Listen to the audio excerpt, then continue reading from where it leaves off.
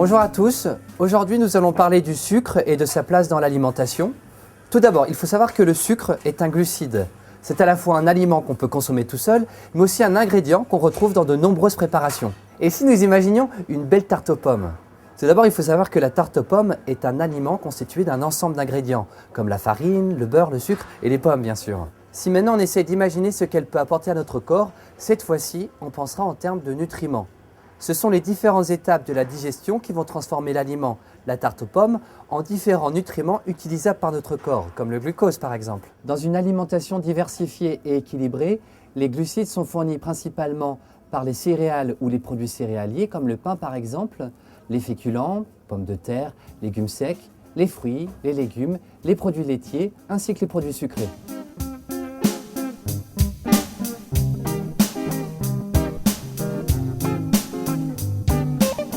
Qu'est-ce qu'une alimentation équilibrée?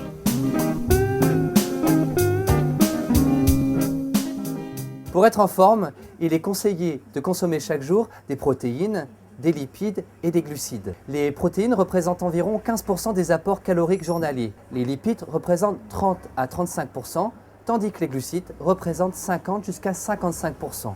Ces nutriments se retrouvent dans divers aliments.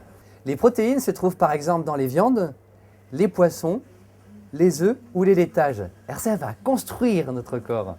Les lipides, eux, sont présents dans l'huile, le beurre, mais aussi les viandes et les laitages. Les lipides sont des éléments essentiels à notre organisme. Enfin, les glucides se trouvent dans le pain, les céréales, le sucre et les produits sucrés. On en trouve aussi dans tous les légumes. Les glucides sont nécessaires au fonctionnement de notre corps. Il faut toujours diversifier son alimentation et adapter les quantités consommées en fonction de ses besoins, liés à l'âge, au mode de vie et au sexe. Quel est le repas le plus important? Eh bien, c'est le petit déjeuner. Il arrive après 8 à 10 heures de sommeil, au moment où le corps a besoin de refaire le plein d'énergie. Le petit déjeuner permet de commencer efficacement la journée.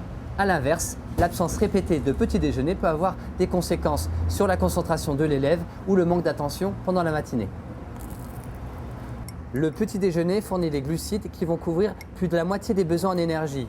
Le pain, la confiture, le lait, le jus d'orange, le chocolat sont les carburants indispensables pour le fonctionnement des muscles et du cerveau. D'ailleurs, il faut savoir que le rythme des repas dans la journée est très important. Il faut au minimum 3 repas par jour pour assurer une répartition des apports dans la journée. Le petit déjeuner, le déjeuner et le dîner. Et le goûter? Pour vous les enfants, il ne faut pas négliger ce repas. Un goûter permet de tenir tout l'après-midi. Ce petit repas, mais repas à part entière, permet de couvrir à lui seul les besoins en énergie de fin d'après-midi et d'attendre l'heure du dîner.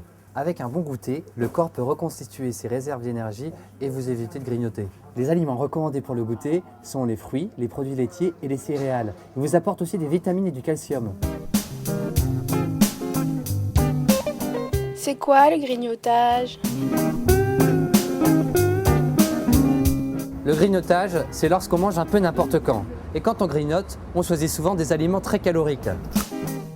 Récapitulons. Le sucre et les glucides sont essentiels à notre alimentation car ils apportent l'énergie nécessaire à nos muscles et à notre cerveau.